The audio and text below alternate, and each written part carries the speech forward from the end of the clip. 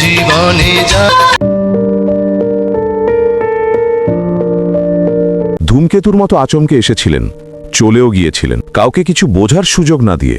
ধারণা করা হয়েছিল চলচ্চিত্র অঙ্গনে আন্তর্জাতিক খ্যাতির চূড়ায় পৌঁছতে পারতেন ঢাকাই সিনেমার এই স্টাইল অবতার, যাকে এক নজর দেখার জন্য পাগল হয়েছিল হাজারো তরুণী। 4 বছরের নাতিদীর্ঘ ক্যারিয়ারে নেই একটিও ফ্লপ ছবি। সবার ভালোবাসায় সিক্ত হয়ে বিদায় বেলায় কাঁদিয়েছিলেন সবাইকে। কথা হচ্ছে কিংবদন্তি নায়ক প্রয়াত সালমান শাহকে নিয়ে। 1971 সালের 19 সেপ্টেম্বর জন্ম নেওয়া সালমান শাহ লাখো ভক্তকে কাঁদিয়ে 1996 সালের 6 সেপ্টেম্বর মাত্র 25 বছর বয়সে রহস্যজনকভাবে মৃত্যুবরণ করেন। রোম্যান্টিক নায়কের ক্যারিয়ারের গল্প কিংবা মৃত্যু রহস্য সবকিছু নিয়ে এখনও তার ভক্তদের মনে কাজ করে আকর্ষণ।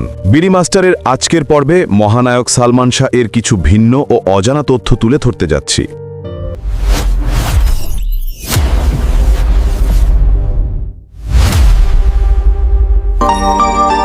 ও আমার বন্ধু গো, চিরসাথী পথ চলা।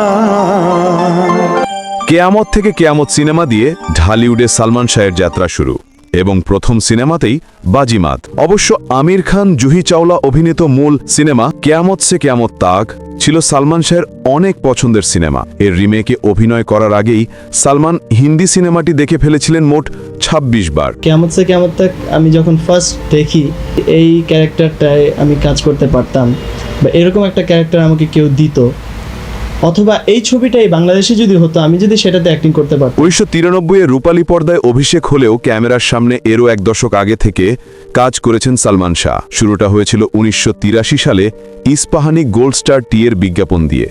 পরে মাত্র 14 বছর বয়সে 1985 সালে অভিনয় করেন বিটিভির আকাশ ছোঁয়া নাটকে। নায়ক, মডেল, ফ্যাশন আইকন, এত সব পরিচয়ের ভিড়ে আরও একটি পরিচয় আছে সালমানের। তিনি গানও গাইতেন। রীতিমতো ছায়ানট থেকে পল্লী গীতে শিখেছেন 1986 সালে। প্লেব্যাক করেছেন প্রেমযুদ্ধ এবং ঋণ শোধ সিনেমা দুটিতে। আমার জীবনের এক স্বপ্ন যেন সেই স্বপ্নে দুটি। সালমান শাবনূর 90-এর দশকের এখন পর্যন্ত সবচাইতে সফল এবং জনপ্রিয় জুটি হিসেবে স্বীকৃত। সে সময়ের পত্রপত্রিকা তাদের দুজনের নামে অনেক রসালো খবর ছাপলেও সালমানের কাছে শাবনূর ছিলেন তার পিচ্চি বোন। নিজেদের জুটি নিয়ে শাবনূর বলেছিলেন, আমাদের দুজনের বোঝাপড়াটা ছিল চমৎকার, বলতে পারেন একে অন্যের চোখের ইশারা বুঝতে পারতাম।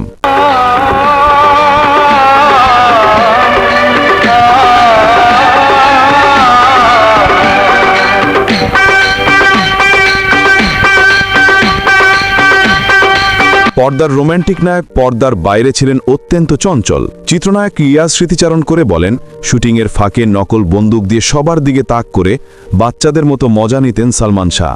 রুমাল পেঁচিয়ে সহকর্মীদের গুলতির মতো করে মারতেন। সালমান শাহকে এরকম কিশোরানন্দে মারতে দেখেছিলেন শাবনূর। গালিটাও কি বৃষ্টি লাগে।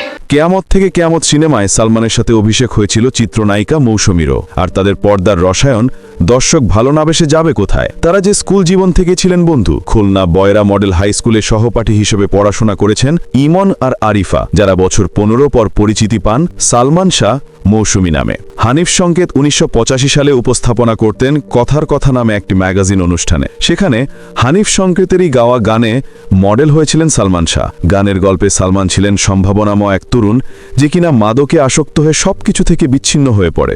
একদম প্রথম দেখাতেই সালমানকে মনে ধরেছিল কেয়ামত থেকে কেয়ামত সিনেমার পরিচালক সোহানুর রহমান সোহানের। নতুন মুখের সন্ধানে থাকা সোহান একদিন খোঁজ পান ইমনের। দেখা করেন সে সময়ের ম্যাকডোনাল্ড রেস্তোরাঁয়। সিসিটিভি ক্যামেরার মনিটরে সালমানকে এক নজর দেখেই সোহান উল্লাস করে ওঠেন নিজের সিনেমার নায়ক পেয়ে যাওয়ার বলে। সিনেমার নায়ক হওয়ার আগেও সালমান শাহ ছিলেন সিনেমা পাগল এক ভক্ত। ছোটবেলায় বাবার ভিসিআরে প্রচুর সিনেমা দেখতেন তিনি। শোলে আর নুরি ছিল তার প্রচন্ড পছন্দের সিনেমা। সালমান মৌসুমী একসাথে অভিনয় করেছিলেন 4টি সিনেমাতে, কিন্তু ছোটকালের দুই বন্ধুর মধ্যে সামান্য এক ব্যাপারে মনোমালিন্য দেখা দেয়। বরিশালে একটি হোটেলে সিনেমা প্রচারণার কাজের জন্য থেকেছিলেন সিনেমার পুরো টিমের সাথে। সেখানে অ্যাটাচ বাথরুমের রুমে থাকা নিয়ে মৌসুমীর সাথে বাকবিতন্দার পর একসাথে আর সিনেমা করেননি দুজন। অবশ্য সালমানের মৃত্যুর আগেই সেই মনোমালিন্যর অবসান হয়েছিল। সালমান শাহ সিনেমা জগতের মহারাজা, যাকে আমরা কখনো ভুলতে পারব না। তিনি কোটি মানুষের হৃদয়ে সিক্ত ফুল। সালমান শাহের সাথে কোন নায়িকার জুটি আপনি বেশি পছন্দ করেন? মতামত জানাতে ভুলবেন না।